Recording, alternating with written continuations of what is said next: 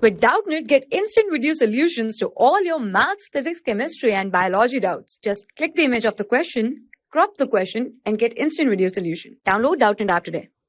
Hello everyone, let us start with our question. In this question, what is given that there are A and B are two fixed spots in a river in which water has a steady speed of Vw. Now a person who can swim with a velocity V relative to the water from A to B and back to A along the shortest path. Now if water is still, the person will take a time 30 minutes in the swimming from A to B and back to A along the shortest path.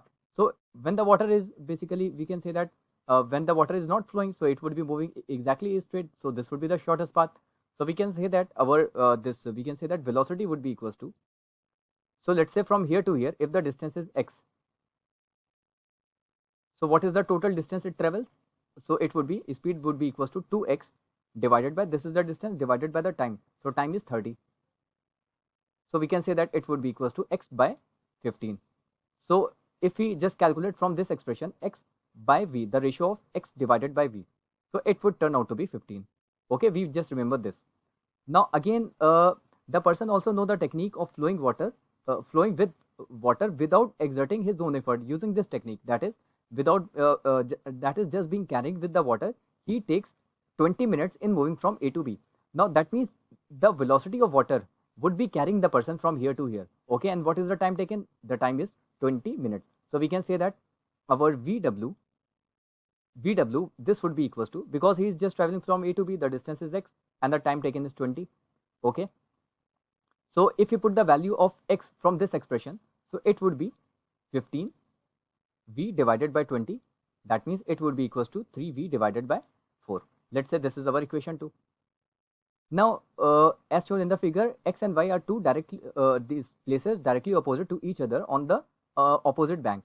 Assume that the width of the river is same as that of the distance AB. So this distance AB is same as the width of the river x. Now we need to choose the time taken by the person to swim from B to A in running water. So from B to A, if the person is swimming from here to here, okay, so he would be moving opposite to the direction of the we can say that river velocity or water velocity. So what is the net velocity, or we can say that net speed? It would be equals to velocity of the person minus velocity of water, because they both are moving in the opposite direction. So it would be the basically it would be we can say that it would be the net relatively we are just talking about. So we can say that v minus 3v divided by 4, or we can say that v divided by 4. So what would be the time taken?